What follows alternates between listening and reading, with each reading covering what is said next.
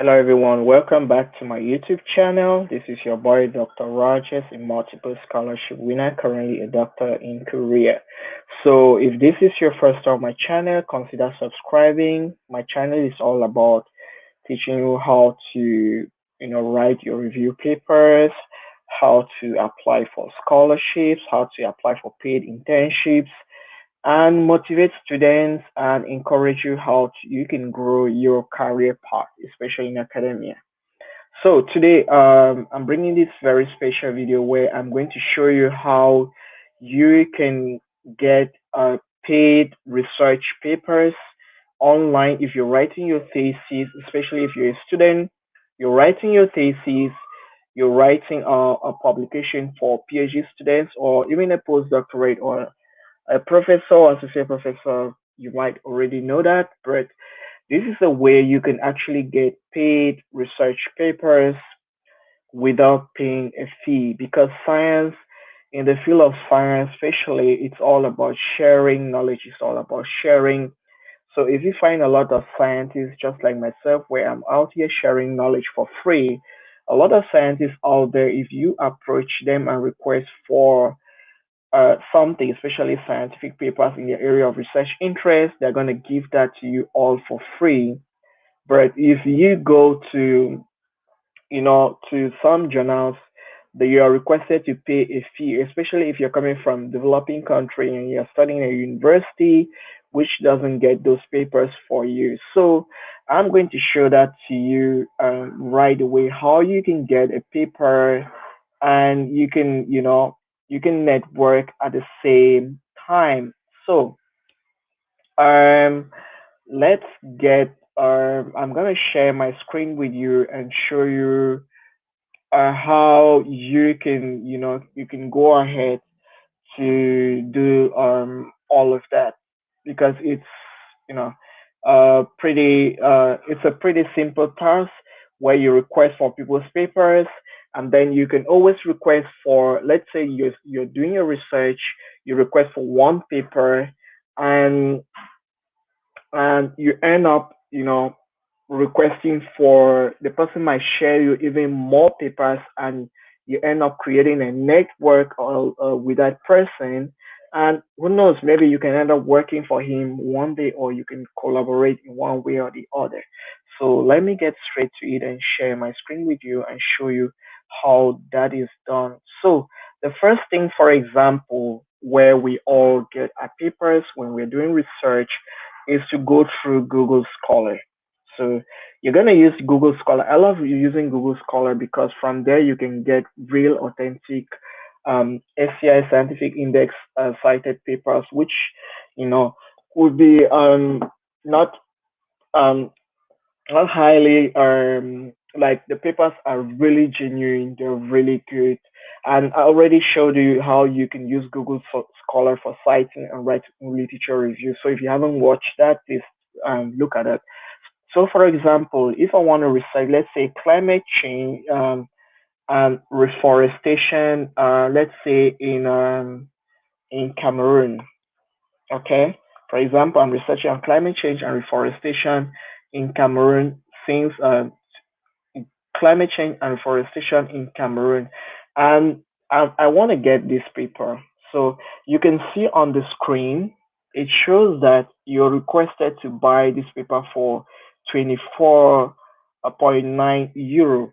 And sometimes, if you want to write your thesis, sometimes you might even need up to, up to you might even need up to 200 of such papers. So if you start buying, you find yourself, you end up being buying and buying, and you will not, you will not, you might not be able or run out of cost, especially for students. So what you do is you go to the reviewer and you go to the corresponding author of that paper.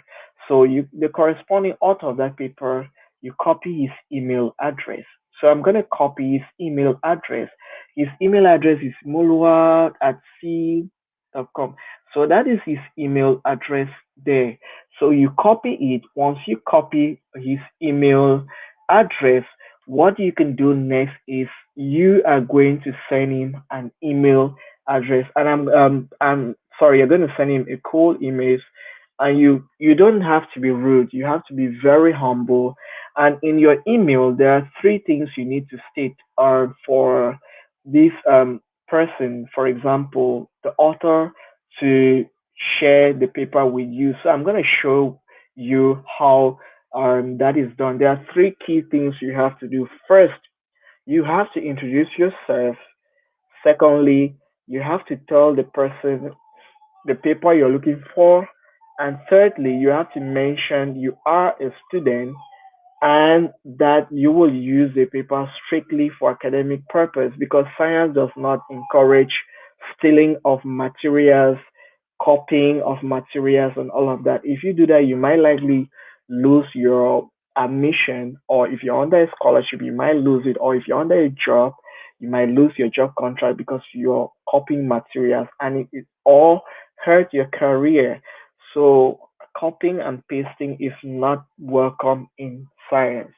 So what you can do is I'm going to show that to you right away. So I'll share my screen with you. Okay. So you open up your you paste the email. This is the email address of the author of that paper. So what I would do is I'll go to, I'm going to say dear professor. Always you put it. I love to use depending on the person. Sometimes you can go further or you can go ahead, to check if the person is a professor, associate professor, a doctor. Because in some countries, depending on some cultures, if someone is a professor and you call them a doctor, they will frown at it. So in my own case, not to take chances, I always love to use dear Professor Muloa, comma, I am, yes, you start with greetings. Greetings to you, sir. I am your name, full stop. I came across, I came across your publication. You put the title, publication, you put the title, close, okay. I wish you could share with me. Ta-da-da. Okay, so you done, and then you say, I promise, full stop. I promise to use it strictly for academic purposes.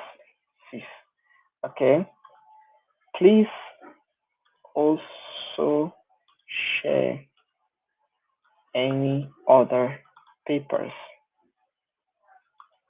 with me. Okay, so best wishes, Wankwa. So in this way, in this email, you're going to see that what's happening is there are three things here that could happen. First, he is going to read the email. He will know who you are, and probably some of them might get to Google you and see if you fall under the same area for possible networking in the future. He's going to share that paper with you. Sorry, strictly. Uh, strictly. So he's going to share the paper with you, and also if he finds that you fall within one of the research which he's currently doing at the moment, then he will probably send it to you. In another person, he might request for both of you to probably write the paper in the future, or you, after receiving the paper, you thank the author, and when you're done publishing, it's always encouraged for you to share the final product with that author. In that way, you are creating a good network with the person.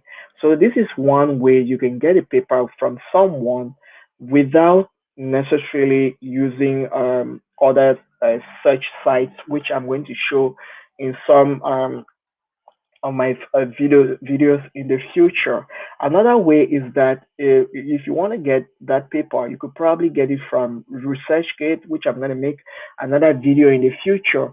But this way is the best because it already helps you to create a link for someone who is doing a PhD. You're already creating a communication pathway with someone, with a professor, which who can your possibly become your boss in the future, because in the field of academia you always try as much as possible to reach out to so many people, and it is not in all the cases where people will have professors who have time to reply to your mail. So if he or she can reply on mail, then it's already a good news for you. So if you love this video and you like what I do, please subscribe, like, and share. And do not forget to return each time I share new videos. Thank you very much and stay